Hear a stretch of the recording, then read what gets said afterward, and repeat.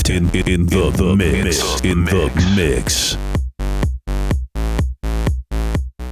Hey guys, this is Rick. I'm a DJ living in Taipei, Taiwan here, and I've decided to do something a little bit different with my channel.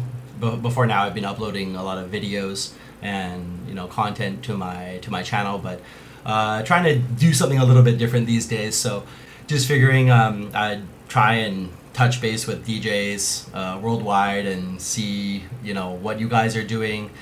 This is meant as a video for feedback, so if you guys want to give me your ideas or ask me questions, I can give you some of my experience and tell you how it is to DJ in Asia and what you got to go through. It's a lot of problems, but at the same time it's really rewarding, and you may get a chance. There's tons of DJs here already, but if you go to a different market, you may have a better chance than in your hometown. Originally I'm from Vancouver, Canada, and I think breaking into the market there would have been very, very difficult. Plus, the people who are already established and working there are so busy that it's hard to find somebody who will sit down and talk with you and, give you their wisdom about how to DJ, how to make sets, how to, create something that people will enjoy. This episode, my first episode ever, is going to be about upgrading. Before, I had this nicely decorated Asus laptop, and it's done me quite well over the time. Yeah, it's my monitor. Ooh, Kung Fu Panda is on there. I've had this thing for about 6 years. It's a Core 2 Duo, 2.6 gigahertz or so. For video DJing, it's useful, it's good. However, it's like last generation or like before last generation. So I got this one, which is a new Sony VAIO. It's a VAIO Fit 15E. If you're going to do video for DJing, you do need a graphics card that is by AMD or NVIDIA. Most of them these days are you'll see a lot by NVIDIA. You can't use Intel integrated graphics. This one here is a 1.6 gigahertz i5. 8 gigs of RAM, minimum is 4. The minimum spec on Serato is 4. The only thing I wish it had is a backlit keyboard. However, the screen is beautiful, and yeah, it's me.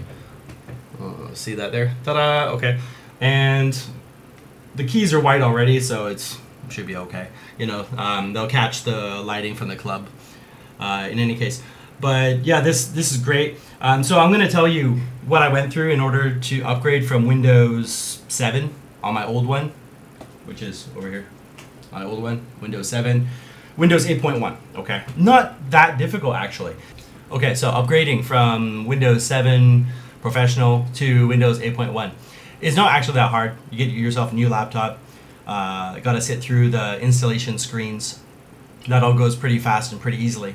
The biggest thing I can tell you is when you're using Serato, you need your system to be as stable as possible. Mac users, you have your own setup there.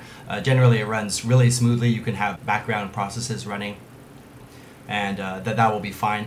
Windows, yeah, you gotta take care of your system a little bit, baby it.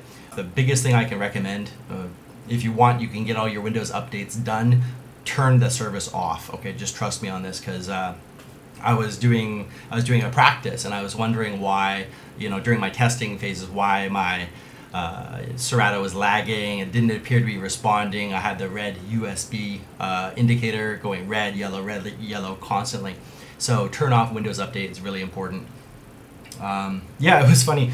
I went to go pick up this VAIO here, and there was like a demo girl. There's a whole bunch of fanboys just sitting there like, oh, they're taking photos and stuff. Asia is really different than North America, so they were like her best friends. The other girl, she's gone for now, but she's gonna come back. Did you want to we can introduce you? And the girl doesn't even know them, so it was just a little odd. But I got a photo. We'll throw that up here. Yeah, so it's not bad. But yeah, so picked this up and got it home. I'm running Serato DJ 1.6.3. The newest version is great. It's got this feature which has the ability you'll often see in a club will have 4 decks. Most clubs these days will have 4 decks, either two CDJs on both sides, or you're gonna have like in Asia here, a lot of people use vinyl. I'm sure you guys do in America, Canada, wherever this reaches. But when you're using vinyl, usually vinyl's like right on either side of the mixer. So that will be 2 and 3 usually, right? So I wrote to Serato when they were developing Serato DJ.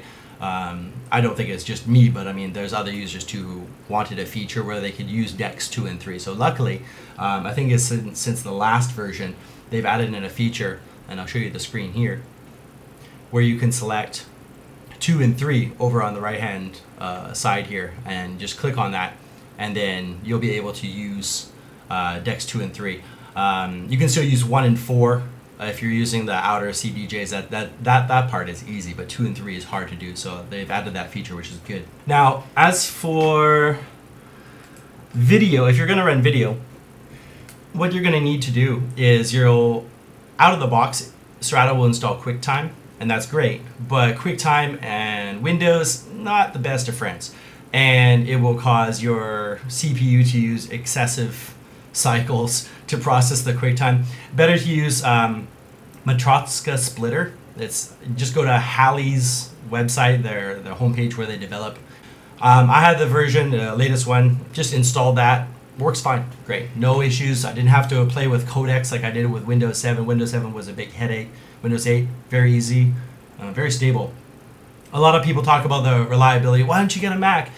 That's great too. You know, maybe 10 years ago, or even up to like the last 4 or 5 years ago, there was some stability issues, usually due to not Serato software, but the actual Windows machine. If you're going on the web a lot on your computer, that's okay. But if you're going to websites where there's interesting material, like porn sites, for example, it's not a good idea to browse those on your laptop. You know, have your fun time with your home PC, save your DJing PC for what it's meant for, all right? Serato Video now is bundled with 1.6.3, so you don't have to worry about doing a separate install. Just boot it up. Yeah, just drop in your key. You've purchased one already, so just put that in there, and it's good to go. Okay, so as we come over here, this is my desktop here, and I'll open up Serato DJ. Takes a second there. The one thing I have to mention is that this screen is much bigger. My old screen was like 1366 by 768. When you're running Serato, if you have a full HD screen, things are going to be a little smaller. Like my text is a bit smaller, and when I plug in the SL4, which I'll do now, so you'll see that the wheels are quite small. There we go. Thumbs up. Yeah, so as you can see, they're kind of small here. Let's go to directory, load some songs, 1 and 2, and if we get those to play, I like to run mine in vertical. So I run mine in vertical. It's just it's easier for me to match them horizontally than vertically. I know a lot of you guys like to do like a horizontal one across. That's fine too. Yeah, so things are about the same here between the programs. You just have to get used to a couple of things, like the relative and ABS is now up here instead. Also, the through mode is up here as well.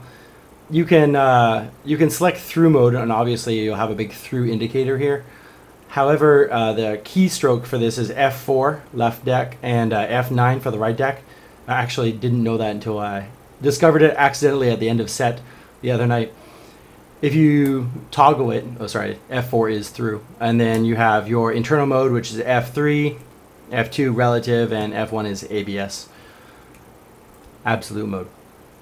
So anyway, that's all pretty easy. Cue points are laid out like this. They have colors. If you double tap, you can rename the cue to something interesting. So if you have a controller like this DDJ SP1, this is from Pioneer here, works very well with Video DJ. You can go to launch some videos. I should choose some tracks that actually have videos so I can show you.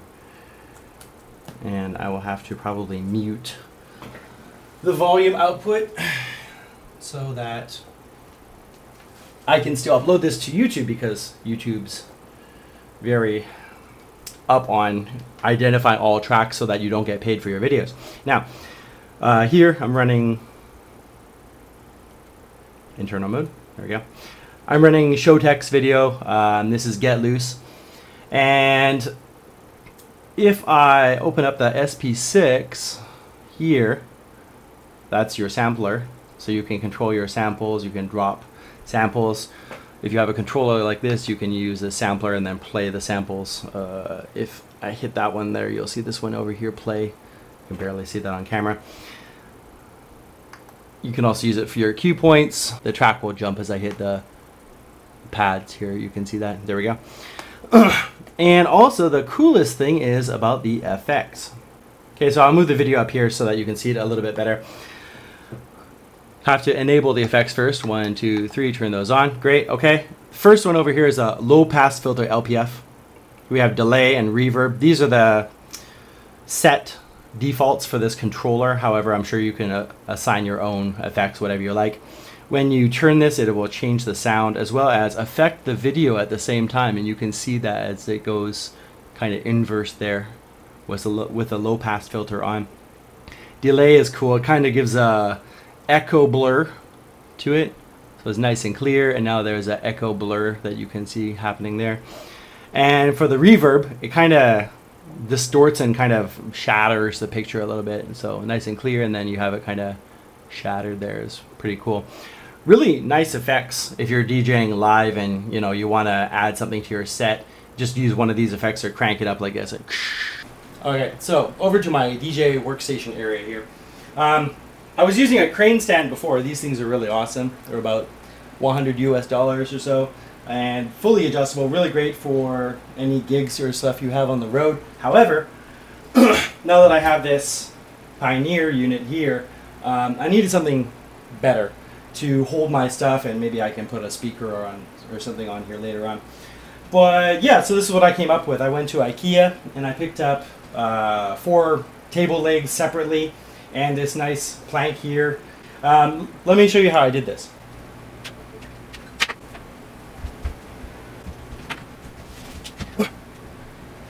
Okay, so originally the legs are quite long. Let me do this carefully here.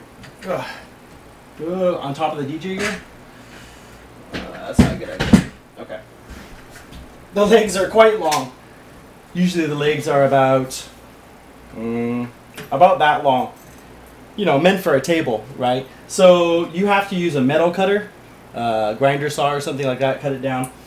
This from here to here is 29 centimeters. And I find it's the right length. You'll probably need to use the grinder just to smooth it around. Use some sandpaper. You don't want to give yourself any cuts or anything else like that. Also, you'll notice, if you look here, I had to cut this front part here. Just across, I have the 2 screws right at the edge here, another 2 inside. But I had to do that because the width of the 2 turntables and the mixer, you got to make sure you have clearance. So I cut it down a little bit, saved myself a couple of centimeters on each side, just enough clearance. But yeah, it was fairly inexpensive to get this. I guess total of about $30 US to make this desk, and it works great. The back ones I just made sure the flanges here were flush, and that's fine. And as you can see, it just sits in nicely.